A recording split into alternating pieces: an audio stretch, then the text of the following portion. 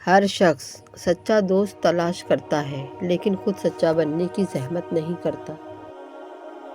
دیواریں چھوٹی ہوتی تھیں لیکن پردہ ہوتا تھا۔ تالے کی ایجاد سے پہلے صرف بھروسہ ہوتا تھا۔ بندہ گندے برتن میں دودھ نہیں ڈالتا تو اللہ گندے دل میں نور کیسا ڈال دے۔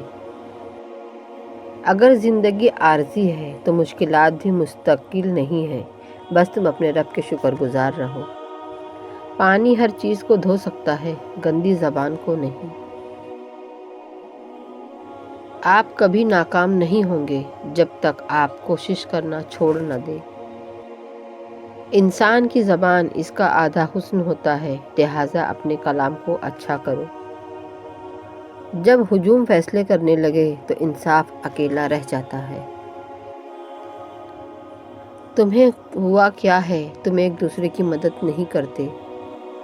مشکلات زندگی کے ہر موڑ پر ملے گی، سنو بس تم رب پر یقین رکھنا اور اس پر بھروسہ رکھنا، وہ ہر مقام پر تھام لے گا۔ شکر اس مقام کو کہتے ہیں جہاں اللہ کی رضا اور آپ کی خواہش ایک ہو جائے۔ اگر تم شکر کرو گے تو تمہیں زیادہ دوں گا۔ اللہ بھر دے گا وہ زخم بھی جو آپ کو لگتا ہے کہ تمام عمر دکھتے رہیں گے۔ قرآن تم یہاں میری تلاوت کیا کرو، میں قبر میں تمہاری حفاظت کیا کروں گا۔ جو رب ایک ماہ صبر کرنے پر انعام میں عید کی خوشیوں سے نوازتا ہے تو وہ آپ کا سالوں کیا گیا صبر رائے گا کیسے جانے دے سکتا۔ کتنی دلچسپ بات ہے نا کہ سمندروں کا مالک ایک آنسو پسند کرتا ہے۔ خواہشوں کو بے لگام مت چھوڑو، یہ باغی ہو جائیں تو حرام حلال جائز ناجائز کچھ بھی نہیں دیکھ پاتی۔ مطلب کی کشتی پر سوار لوگ بہت جلد مخلص لوگوں سے بچھڑ جاتے ہیں۔ غلط چیزیں تب رونما ہوتی ہیں جب آپ غلط پر بھروسہ کرتے ہیں۔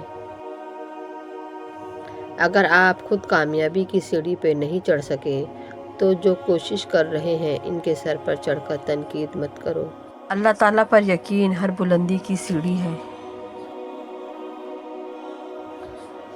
ذکر الہی جب دل کی دھڑکن اور خون کا حصہ بنتا ہے تو سارا بدن خود بخود اصلاح کی طرف چل پڑتا ہے۔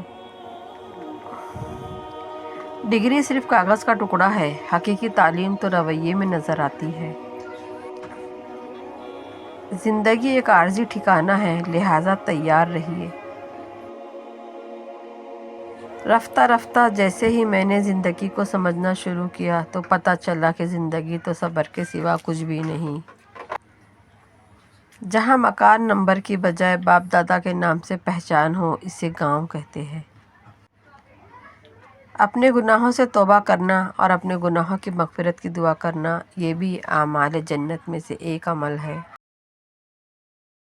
اپنی نیک اعمالیوں پر ناز نہیں کرنا چاہیے، اللہ سے عدل کی بجائے فضل مانگتے رہنا چاہیے۔ باپ کا سایہ سر پر ہو تو اولاد بادشاہ ہوتی ہے۔ والدین کی دعا ایسی ہوتی ہے۔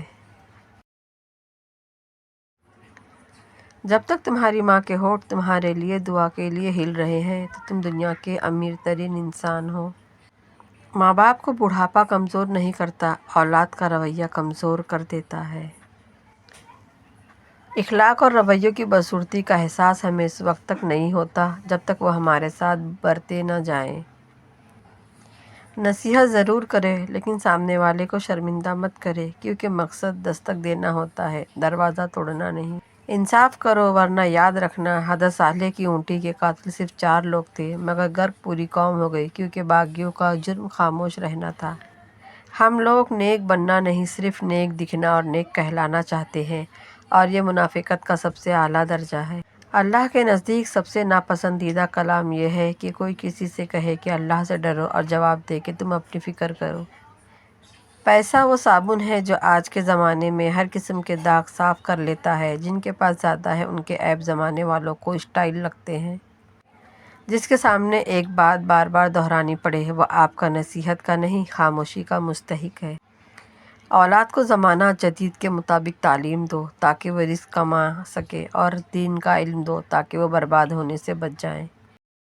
دنیا کو دھوکے کا گھر اس لیے کہا جاتا ہے، یہاں پر ہر حقیقتیں الٹی نظر آتی ہے۔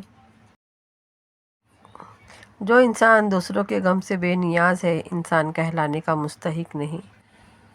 نصیب والوں میں میرا بھی نام ہو جائے کہ زندگی کی مدینے میں شام ہو جائے۔ یا اللہ ہم سب کو حج اور عمرے کی سعادت نصیب فرما۔ ایک فارسی شاعر کے شعر کا مفہوم یہ ہے: اگر تم پرندے پالنا چاہتے ہو تو پنجرہ خریدنے کی بجائے باغ اگاؤ، پرندے خود آ کر تمہیں گیت سنائیں گے۔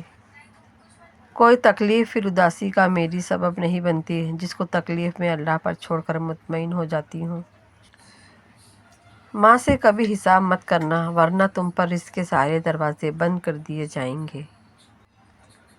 اپنی غلطیوں سے پیار کرو، یہ تمہاری سواری بن جائے گی۔ ان سے نفرت کرو گے تو تم پر سوار ہو جائیں گی۔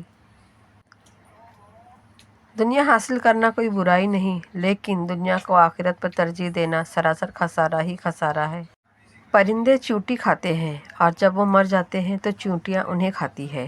حالات بدل سکتے ہیں، کسی کو کم مت سمجھو، کیونکہ آج آپ طاقتور ہو سکتے ہیں، لیکن یاد رکھنا وقت آپ سے زیادہ مضبوط ہے۔ یا رب کریم ہمیں اپنی محبت اور اپنی تمام مخلوقات کی قدر اور محبت کرنے کی توفیق عطا فرما، آمین۔ اچھی صورت دل کو متاثر کرتی ہے، جبکہ اچھی سیرت روح کو۔ ہم سمجھتے کم سمجھاتے زیادہ ہیں، اس لیے سلجھتے کم الجھتے زیادہ ہیں۔ ماں وہ ہستی ہے جس کی دعاؤں سے رب کی رحمت برستی ہے۔ نبی اکرم صلی اللہ علیہ وسلم نے فرمایا: عورت سراپا پردہ ہے، جب وہ باہر نکلتی ہے تو شیطان اس کو تاکتا ہے۔ باپ بہت پیار کرتا ہے پر کہتا نہیں، اور جب تک اولاد کی سمجھ میں یہ بات آتی ہے باپ رہتا نہیں۔ رسول اللہ صلی اللہ علیہ وسلم نے فرمایا: آنکھوں کا رونا اور دل کا خوف اللہ تعالیٰ کی بڑی رحمت ہے۔ اگر انسان اپنی انگلیوں کا استعمال اپنی ہی غلطیوں کو گننے کے لیے کرے تو دوسروں پہ انگلی اٹھانے کا وقت ہی نہ ملے۔ جس طرح شوگر کا مریض انسولین کے بغیر زندہ نہیں رہ سکتا، بالکل اسی طرح آج کا انسان موبائل کے بغیر زندہ نہیں رہ سکتا۔ کبھی کبھی آپ کو اپنی سمت تبدیل کرنے کی ضرورت ہوتی ہے، بعض دفعہ برداشت کرنا ہی تمام مسائل کا حل نہیں ہوتا۔ یہ جبر بھی دیکھا ہے تاریخ کی نظروں نے، لمحوں نے خطا کی تو صدیوں نے سزا پائی۔ اپنی بے معنی اناؤں کی خاطر اپنے معصوم بچوں کی زندگی برباد نہ کرے۔ دوسروں کی غلطیوں سے بھی سیکھنا چاہیے۔ زندگی اتنی بھی بڑی نہیں کہ سبھی غلطیاں ہم خود کریں۔ زبان میں کوئی ہڈی نہیں ہوتی، لیکن یہ دل توڑ سکتا ہے۔ شیر اس فکر میں وقت ضائع نہیں کرتا، بھیڑ اس کے بارے میں کیا سوچتی ہے یا کیا کہتی ہے۔ انسانیت وہاں دم توڑ دیتی ہے جہاں ایک انسان کی مصیبت دوسروں کے لیے تماشا بن جاتی ہے۔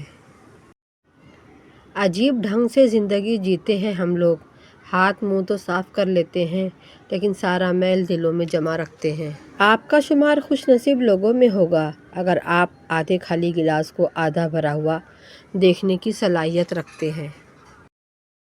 قیمت کوئی بھی ہو، انسان اگر بک جائے تو سستا ہو جاتا ہے۔ اے اللہ ان کو بھی صبر عطا کر جو چہرے سے مسکراتے ہیں مگر اندر سے بہت ٹوٹے ہوئے ہیں۔ آج تک انسان ایسا کچرا دان نہیں بنا سکا جس میں وہ اپنی نفرتیں، عداوتیں، تعصب اور جہالت کو پھینک سکے۔